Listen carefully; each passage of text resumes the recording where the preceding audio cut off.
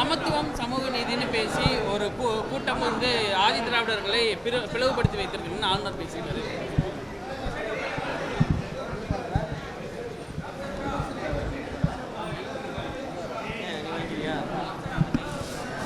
ஆளுநர் ஆர்.என். ரவி அவர்கள் மீண்டும் மீண்டும் ஒரு அரசியல்வாதியாகவே தன்னை அடையாளப்படுத்திக் கொள்கிறார். ஆளுநர் என்கிற பொறுப்பை மறந்து அவர் பேசுவதும் செயல்படுவதும் நீடிக்கிறது. தலித்துகளை வலதுசாரிகளின் பக்கம் கவர்வதற்காக, குறிப்பாக ஆர்எஸ்எஸ் பிஜேபி தரப்பை நோக்கி ஈர்ப்பதற்காக அடிக்கடி அவர் தலித்துகளை பற்றியும் பேசுகிறார்.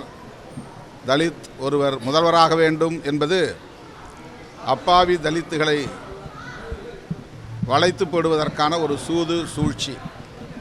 இதில் ஒருபோதும் தமிழ்நாட்டை சார்ந்த தலித்துகள் ஏமாற மாட்டார்கள் என்பதை ஆளுநருக்கு தெரிவித்துக் கொள்ள நான் கடமைப்பட்டிருக்கிறேன். திடீரென்று சுவாமி சகஜானந்தாவுடைய நிகழ்வுகளில் பங்கேற்பதும், தலித்துகளை பற்றி கரிசனமாக பேசுவதும், தலித்துகள் முதல்வராக வேண்டும் என்பதும் ஒரு திட்டமிட்ட வலதுசாரி அரசியல் நாடகம் என்பதை விடுதலை சிறுத்தைகள் சுட்டிக்காட்ட விரும்புகிறது.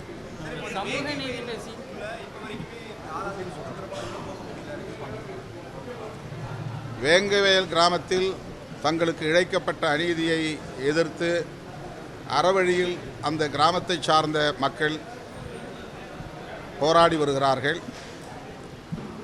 அவர்களை சென்று சந்திப்பதற்கு காவல்துறை கெடுபிடி செய்வது அதிர்ச்சி அளிக்கிறது. காவல்துறை தன்னுடைய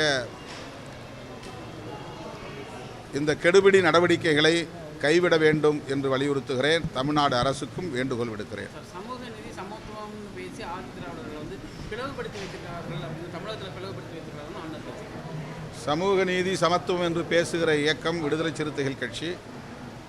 விடுதலை சிறுத்தைகள் கட்சி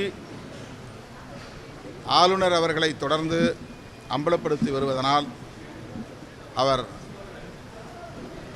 ஆதிதிராவிட மக்களிடமிருந்து விடுதலை சிறுத்தைகளை அந்நியப்படுத்த வேண்டும் என்கிற உள்நோக்கத்தோடு இதை பேசுவதாக நான் கருதுகிறேன்.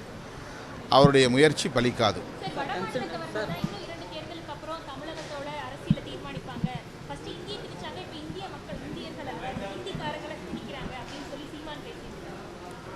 வடமாநிலத்தவர்கள் தான் இனி வரும் காலங்களில் தமிழகத்துக்கு முதலமைச்சரே தீர்மானிப்பார்கள் அப்படிங்கிற மாதிரி அவர் பொருத்தமில்லாத ஒரு அரசியலை பேசிக் கொண்டிருக்கிறார்.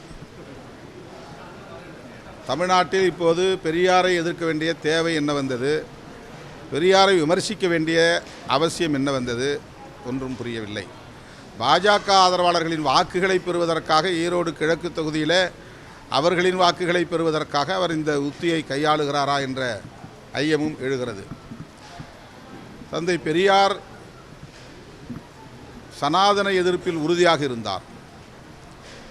இன்னும் குறிப்பாக சொல்ல வேண்டுமானால் பார்ப்பன ஆதிக்க எதிர்ப்பில் உறுதியாக இருந்தார். அவருடைய காலத்திலேயே சமகாலத்திலேயே அவரை வீழ்த்துவதற்கு பார்ப்பன பனியா உயர்சாதி அமைப்புகள் மிக கடுமையாக அவரை விமர்சித்தார்கள், வீழ்த்த முயற்சித்தார்கள். முடியவில்லை. அவர்கள் தொடர்ந்து அந்த முயற்சியில் ஈடுபட்டு வருகிறார்கள். அதே வேளையை இவர் செய்கிறார் என்றால் இவர் பாஜகவின் கொள்கை பரப்பு செயலாளரா என்ற கேள்வி எழுகிறது. அவர் செய்யும் அரசியல் அதிர்ச்சி அளிக்கிறது. யாருக்கு துணை போகிறார்? தமிழ் தேசியம் என்கிற பெயரால் தமிழர்களுக்கு எதிரான அரசியலை ஏன் செய்கிறார் என்கிற கேள்வி எழுகிறது. தொடர்ந்து சீமான் அவர்கள் தாக்கி பேசுகிற விஷயத்தை தொடர்ந்து பண்ணிட்டு இருக்காரு. குறிப்பாக விஜய் அவர்கள் கட்சி ஆரம்பிக்கும்போது அவரை தாக்கி பேசுகிறதும் இப்பொழுது பெரியாருக்கு தாக்கி பேசுகிறதும் அப்படின்னு இது எதன் வழியில் ஒரு கவன ஈர்ப்புக்காக அதை அவர் கையாளுகிறார் என்று தான் என்ன தோன்றுகிறதே தவிர அவர் கருத்தியல் அடிப்படையிலே எந்த விவாதத்தையும் வலுவாக வைக்கவில்லை. தனிநபர் தாக்குதல்கள், கட்சி மீதான கடுமையான விமர்சனங்கள் என்று அவருடைய அரசியல் ஒரு இனவாதத்தை நோக்கி பாசிச கூறுகளை கொண்டதாக பரிணாமம் பெற்று வருகிறது. அது அவருடைய எதிர்காலத்திற்கும் நல்லதல்ல என்பதை ஏற்கனவே நான் சுட்டிக்காட்டியிருக்கிறேன். மீண்டும் அதை சுட்டிக்காட்ட விரும்புகிறேன்.